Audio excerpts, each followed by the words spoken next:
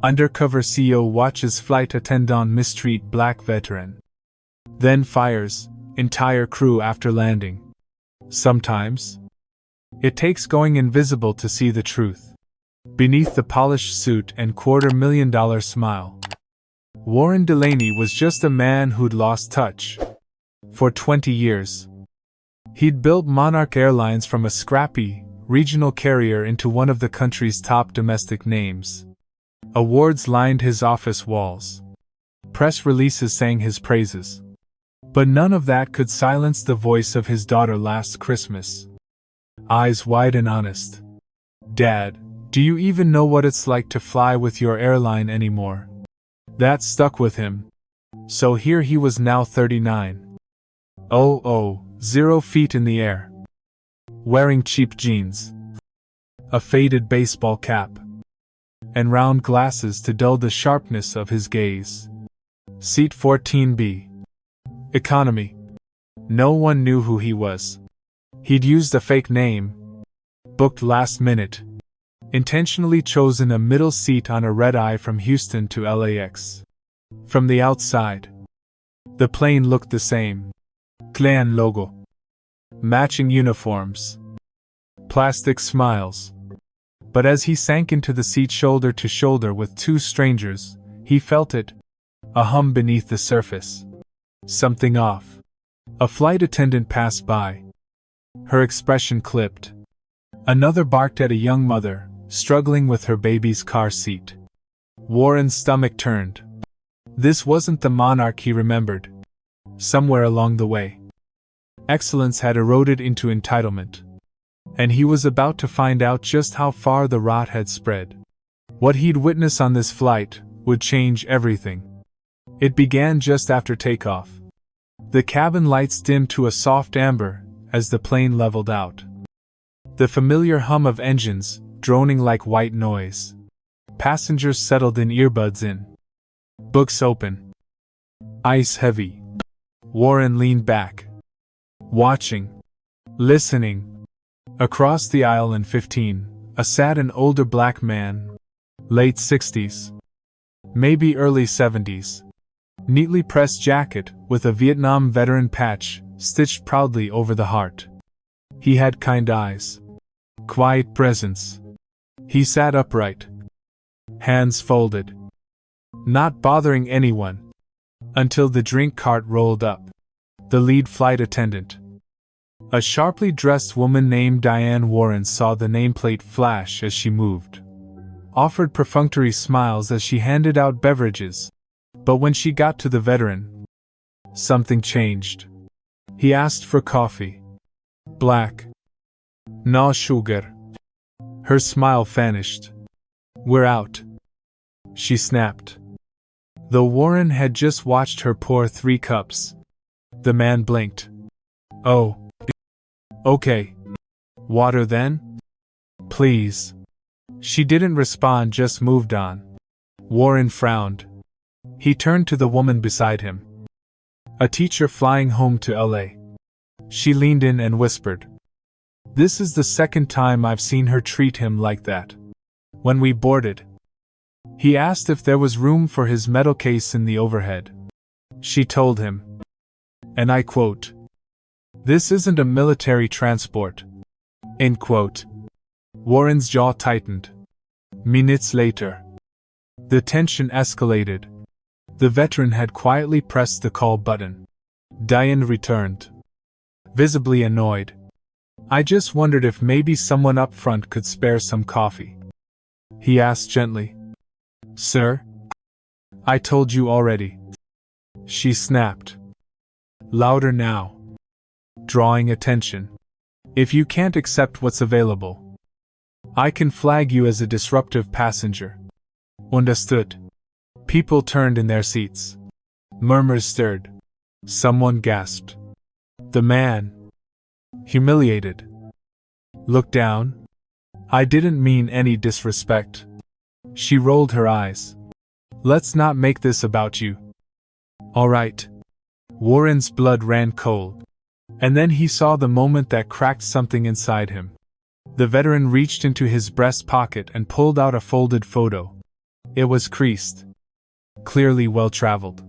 He glanced at it, then gently tucked it away, as if to remind himself why he'd learned patience, why he chose peace. But Warren couldn't. The CEO who built a company on dignity was now witnessing it being shredded at 39.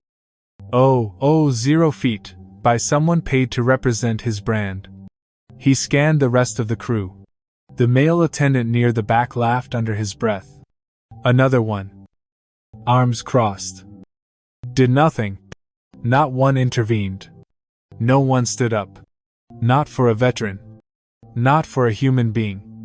And Warren, still hidden behind glasses and disguise, felt the shame of leadership done wrong.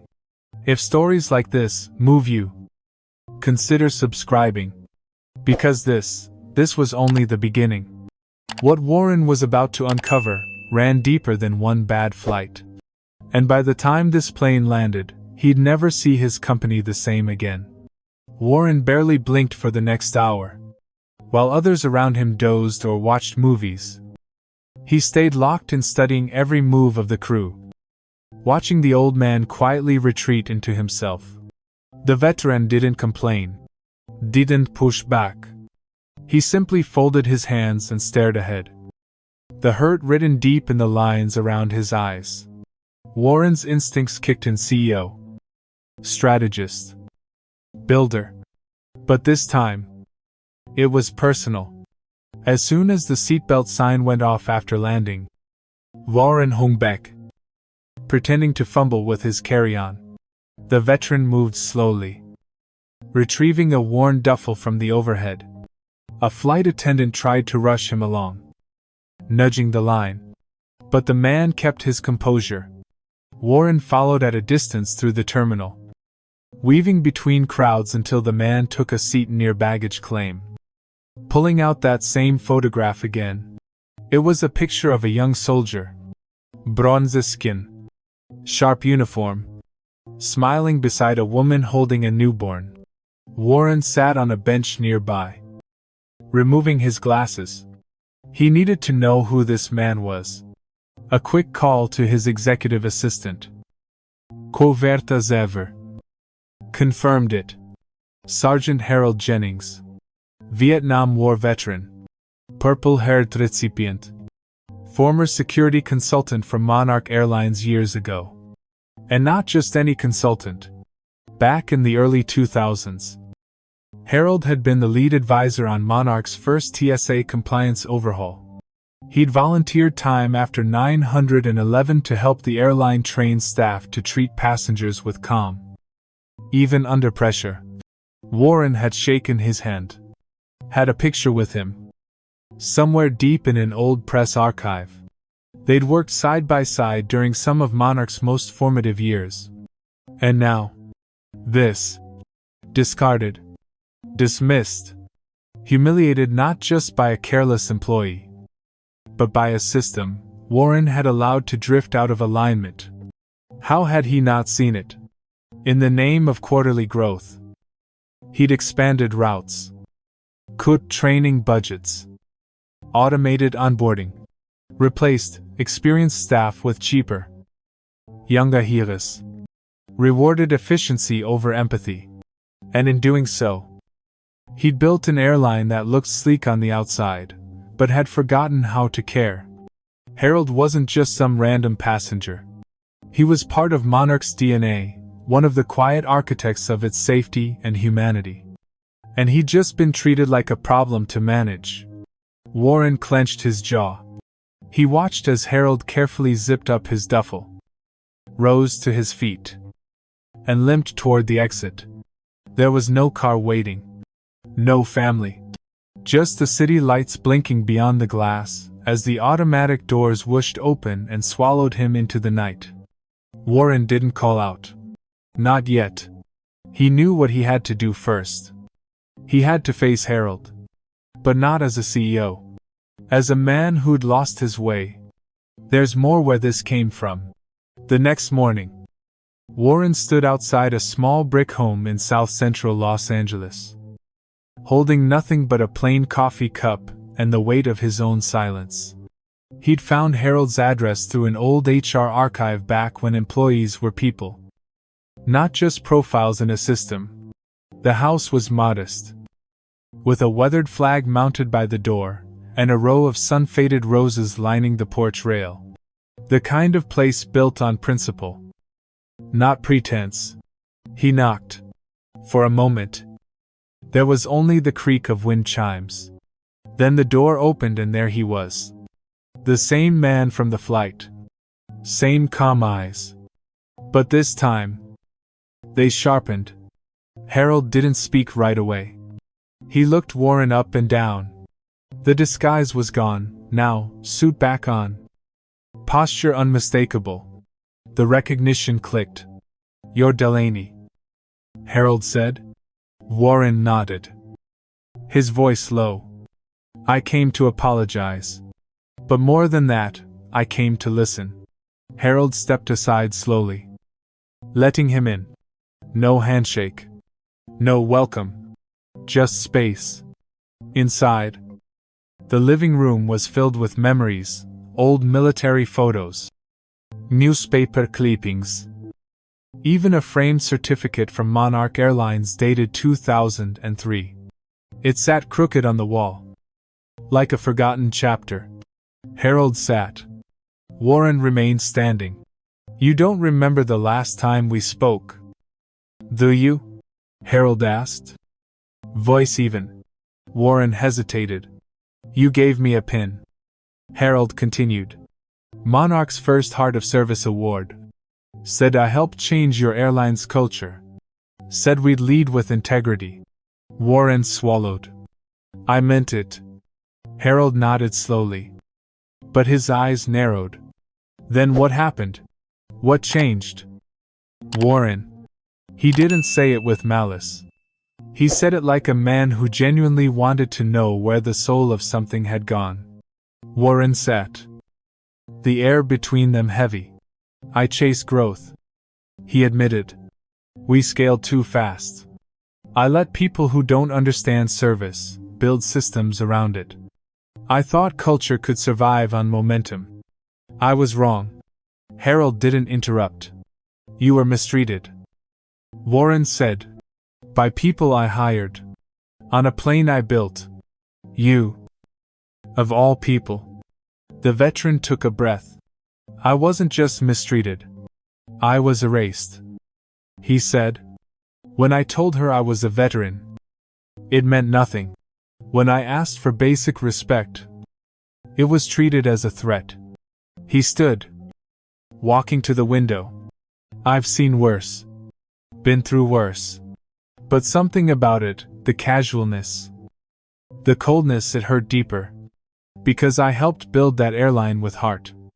And now, it flies, without one." The words hit harder than Warren expected. He looked at Harold not just as a wronged man, but as a mirror of everything he once stood for, of what he'd abandoned. "I don't want an apology," Harold said finally. "I want to know what you're going to do." That moment raw, tense, human, hung in the air like a thundercloud waiting to break. Warren didn't have the answer yet. But for the first time in years, he was asking the right question. Warren drove in silence for hours after leaving Harold's house. The streets blurred past strip malls, gas stations, people going about their day with no idea that the man in the luxury sedan was unraveling inside. The truth was sinking in, layer by layer. He hadn't meant for this to happen. When he'd expanded Monarch, when he'd taken on investors, when he'd started chasing the quarterly highs and trimming non-essential programs, he thought he was just optimizing. They called it scaling, streamlining, modernizing. But now he saw it for what it was. They didn't just cut costs. They cut the core. And somewhere in that process, people like Harold, the ones who'd built Monarch with sweat, grit, and heart, were left behind. Forgotten in a sea of onboarding apps, training modules, and pre-recorded welcome messages. The coffee. The metal case. The threat of being labeled disruptive. None of it was just a bad day. It was a culture failure. His culture. At headquarters. Warren entered through the private garage, avoiding the morning bustle in the lobby. He walked past the polished glass walls, the fake ferns, the plaques with his own name etched into them, and headed straight for the 14th floor. Inside his office, he sat down at the long conference table, stared out over the city skyline, and pulled up the internal reporting dashboards. Numbers everywhere. On-time metrics. Employee turnover. Fuel efficiency. But nothing, not a single data point told the story of what Harold had lived through. Warren slumped forward, running a hand over his face. He remembered when the company used to send handwritten birthday cards to employees. When new hires would shadow a senior crew member for 2 weeks before ever working a solo flight. When the words "people before process" weren't just a slogan, they were how Monarch survived turbulent skies. And now,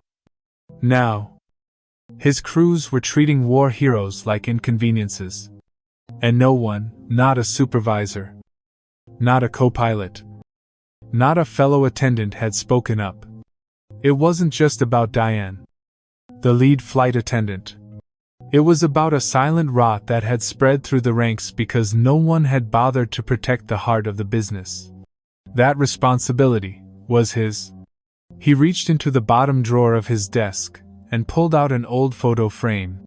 Dusty. Long forgotten. It was from a company picnic in 2004 Harold Street, ending beside a much younger Warren. Both laughing. Plates of barbecue in hand. Warren stared at it for a long time. He'd forgotten that version of himself. The one who still believed companies could do good. That service could be sacred. And yet, here, Harold was humiliated by the very people he once trained. Warren's throat tightened. This wasn't a PR crisis. This was a soul crisis.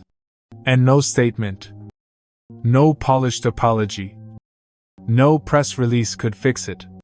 Only action. Real. Hard. Uncomfortable action. But first, he had to go back to Harold. Not to fix his image. To earn his trust, if there was even any left to earn. If you believe in second chances, follow for the stories that still have hope. 2 days later, Warren stood once again at Harold Jennings' front door. No driver. No assistant. Just a man holding the weight of a broken system. This time, he didn't come empty-handed. In his hands was a sealed folder with the Monarch Airlines logo. An official document inside, not legalese. Not PR fluff. But a written acknowledgement of everything that happened on that flight. And more importantly, a promise. When Harold opened the door, his expression was unreadable. "You came back," he said. Not as a greeting. More like an observation. Warren nodded. "I told you I was listening. I still am." Harold, let him in. Slower, this time.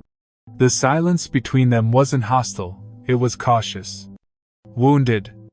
I did some digging." Warren began, placing the folder gently on the coffee table. Everything that happened. The crew. The history. The leadership failures, mine included. I've drafted an official apology. It's not a statement to the media. It's for you. From me. Harold didn't move to touch it. "I'm also launching a new advisory board," Warren continued. "One that reports directly to me. Not VPs. Not PR. People like you, veterans. Frontline employees. The ones who actually shaped this airline. I want you to help lead it." "Still," Harold said nothing. "There's also compensation," Warren added quietly. "I know that doesn't fix it. But it's something. A recognition of what was taken from you that night. Harold finally looked up. Not angry. Not grateful. Just tired. You think this is about money? He asked. Warren shook his head. No. I think it's about dignity. And trust. And I know I've lost yours. Harold walked to the window. Arms crossed. The late morning light catching the silver at his temples. Do you know how long I worked with that company? He asked without turning. 13 years. Volunteered on weekends. Showed up after my wife died. Even when HR told me to take time off. I believed in Monarch more than I believed in most people. And I watched it turn into a machine. He turned now. Eyes sharper. You're trying. I can see that. But you don't get to fix this with a few signatures and a new program. Warren nodded slowly. I know. But I needed to try. Harold looked at the folder. Then back at him. Try harder. Then he walked to the door and opened it. I'm not ready. He said simply. Not to forgive. Not to return. Not yet. The rejection wasn't cruel. It was honest. Warren stepped into the sunlight. The folder still untouched on the coffee table behind him. For a man used to solving problems with resources. Strategy. Or a well-timed announcement. It was a humbling moment. Some wounds didn't heal on command. Some trust had to be earned the long, painful way. And he'd just been told to take the longer road. If you've ever wished someone would finally do the right thing, stick around. The turning point is coming. Warren didn't wait. The next morning, he walked into the Monarch Airlines crew briefing center at LAX. Not with a press team or a camera crew, but alone. Unannounced. And very much done with silence. The entire morning crew scheduled for Monarch Flight 227. The same crew from that night was already in uniform. Sipping coffee. Half listening to a supervisor drone on about updated beverage cart procedures. Until Warren stepped through the door. The room shifted. Conversations cut mid-sentence. Several attendants stood upright. One. Diane. Visibly paled. Warren didn't raise his voice. He didn't need to. My name is Warren Delaney. He said calmly. I'm the CEO of this company. And I was sitting in 14B on your flight from Houston. The silence was complete now, the kind that sinks into the walls. I watched a decorated veteran get humiliated on my airline. He continued. I watched you lie about coffee. I watched you dismiss his service. I watched every one of you stay silent. He turned toward Diane. You told him this wasn't a military transport. But it was. Because when someone like Harold Jennings flies Monarch, the very least we owe him is respect. Her lips parted slightly. As if to explain, he raised a hand. No excuses. No spin. Then his voice dropped. You're all relieved of duty. Effective immediately. HR will be in touch with your separation agreements. Security will escort you from the terminal. A collective gasp. One male attendant muttered. This is insane. No. Warren snapped. The calm gone now. What's insane is letting culture rot because no one had the guts to clean house. He turned to the remaining crew in the room, new hires. Other staff watching with wide eyes. This company is changing. Right now. Not in a memo. Not in a rebrand. But in real time. And with that, he walked out, pushing open the double doors like the end of a storm. But he wasn't finished. By noon, a company-wide email was in every inbox. It read, in part, starting today, we are reinstating mandatory in-person empathy and service training. Not to tick a box, but because we've lost our compass. That ends now. A new employee integrity board is forming comprised of veterans, longtime crew members, and ground staff. Harold Jennings will be invited to serve as honorary chair, if he chooses. Every frontline employee will be given access to a direct, anonymous channel to my office. Because if we say every voice matters, then we better damn well listen. Within hours. Social media lit up. An internal whistleblower leaked the story to a journalist who had covered Monarch's rise years ago. CEO fires entire crew mid-terminal after witnessing mistreatment of veteran went viral by nightfall. Some called it a stunt. Others, justice. But the ones who mattered, the quiet employees who'd been hanging on by a thread, felt something stir. Hope. And far across the city, in a modest home with fading roses and medals on the mantel, Harold Jennings read the story. Slowly. Carefully. Then folded the newspaper in his lap. Something had changed. And Warren was just getting started. There's still good in this world, and sometimes it starts at the top. Follow for stories that prove it. The invitation came quietly. No press. No cameras. Just a crisp white envelope slid into Harold Jennings' mailbox 3 days after the story broke. The Monarch Airlines seal embossed in gold. Inside, a handwritten letter, no assistance. No typed lines, just Warren's words in black ink. It read, "There's a seat waiting for you. Not in first class. Not in the spotlight. But where it counts beside me. To rebuild what we lost. If you're willing." Harold read it twice. Then again. He didn't answer right away. Not out of pride, but because years of disappointment had taught him that words alone were cheap. Promise even cheaper. But when he turned on the television that afternoon, something unexpected flickered across the screen. A live press conference. Warren stood before a crowd of reporters. Not at corporate headquarters, but on the tarmac of Monarch's first hangar, the one Harold had helped secure back in 2001. "I'm not here to defend Monarch," Warren began. "I'm here to admit that we lost our way.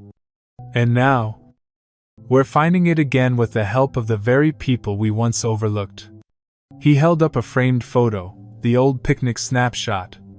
Him and Harold. Smiling. Younger. Hopeful. Reporters asked, "Has Harold accepted the position?" Warren smiled gently. "Not yet. But the door is open. For him and for anyone else who thought we'd forgotten them." That night, Harold sat by his mantel in silence, staring at his medals. They weren't shiny anymore. The ribbons had faded. But to him, they still meant something. So did this moment. The next morning, Harold buttoned up a white Oxford shirt, clean slacks, and pulled his old ID badge from the drawer. It was expired, bent at the corners, but still his. He didn't call ahead. He just showed up. Warren was in his office when his assistant knocked. "There's someone here to see you." Warren stepped into the hallway. And there, Harold stood. Proud and quiet in the morning light, the same man he'd watched shrink into a middle seat, now standing taller than anyone in the room. "I'm not coming back to be your trophy," Harold said, his voice steady. "I'm coming back because I believe this might actually mean something." Warren nodded. Eyes misting. "That's all I ever hoped for." They shook hands, no flash. No fanfare.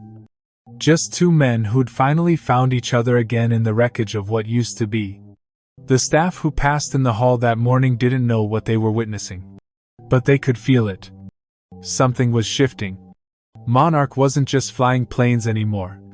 It was starting to fly right. And for the first time in a long time, Harold Jennings was going to help steer. If you've ever needed proof that the right people can still come back and make it better, don't stop here. The change didn't happen overnight. But it happened. Within weeks of Harold's return, Monarch's energy shifted from the inside out, not with PR campaigns or sleek new ads, but with something quieter, something real. It began in the break rooms. Harold walked among the crews, sleeves rolled, not giving orders but listening. To baggage handlers who hadn't had a raise in 5 years. To attendants who felt forgotten by middle management. To pilots worn down by bureaucracy. He heard them all. He didn't come back as a savior. He came back as a bridge. Every Wednesday morning, he sat in on the new service integrity sessions. Held in the old training wing that had once collected dust. Employees from every level came not because they had to, but because word spread fast, something was different. And at the head of every session, Warren sat too. Not behind a podium. Not leading. Just listening. Like a man finally learning his own language again. The veteran and the CEO shoulder to shoulder. At one session, a young flight attendant newly hired stood up and said, "I joined this company thinking it was just another job. But when I saw Mr. Jennings walk back through these doors, I realized I joined something worth believing in." She wasn't alone. Customer feedback started to reflect the shift. Compliments replaced complaints. Emails poured in. Not about routes or delays, but about moments. Kindgestuurd. Extra help. Humanity. One letter from a single mother read, "Your crew helped me carry my stroller. Made my son feel like a prince. And didn't make me feel like a burden. I don't know what changed at Monarch, but thank you." In board meetings, Warren spoke less about projections and more about people. He'd shifted bonuses from performance metrics to peer-nominated values awards. Staff who embodied dignity and care were now recognized publicly, with Harold himself presenting the awards in front of roaring applause. And behind the scenes, policies were rewritten. Veteran status now earned complimentary seating upgrades automatically. A new passenger dignity protocol was introduced. All frontline staff had to pass a human empathy module, one built not by consultants, but co-authored by Harold himself. What was once a cold, procedural airline had started to feel like a mission again. Even customers noticed. A frequent flyer tweeted, "It's not just about getting from point A to point B anymore. Monarch's treating people like people again." And yet, through all the progress, Harold stayed humble. Always in his pressed shirt. Always 5 minutes early. Always reminding everyone, it's not about perfection. It's about presence. One day, after a long training session, Warren looked over at Harold and said, "Feels like we're building a new plane while flying the old one." Harold smiled. That knowing veteran smile. "No," he said. "Feels like we finally remembered why we built it in the first place." And just like that, what once felt broken began to heal. If stories of healing and real leadership speak to you, consider subscribing. Months later, on a quiet Sunday morning, a Monarch Airlines flight touched down at LAX. At gate 32B, Warren stood near the arrival doors, not in a suit. Not for press but in casual clothes. Holding 2 coffees and watching the crowd spill out. From the stream of passengers emerged Harold, rolling a small carry-on. His signature calm presence still intact. He had just finished speaking at a Veterans Leadership Summit in D.C. This time, not as a retired soldier, but as Monarch's senior advisor for culture and human dignity. Warren smiled, handed him a coffee. "How was the crowd?" Harold chuckled. "Young, loud, hopeful. Reminded me of you, 20 years ago." They walked toward the terminal exit side by side. 2 men who'd once stood worlds apart now, walking in step. Near the security line, A little girl in a pink jacket tugged on her father's sleeve. "Daddy?" she whispered, pointing at Harold. "Is he famous?" The father smiled. "He should be." Harold overheard. He paused, knelt down, and offered the girl a small Monarch pine of the old ones. The kind they used to give out when the company still believed in people more than policies. "Here you go, sweetheart," he said gently. "This one's earned." She beamed, and as she ran off to show her pin to her mom, Warren looked over and said, quietly, "You ever think we'd end up back here?" Harold shook his head. "No. But I'm glad we did." They stood there a moment, watching families reunite, lives move forward, and Warren said, half to Harold, half to himself, "It turns out, the real altitude isn't in the air. It's how high we lift each other."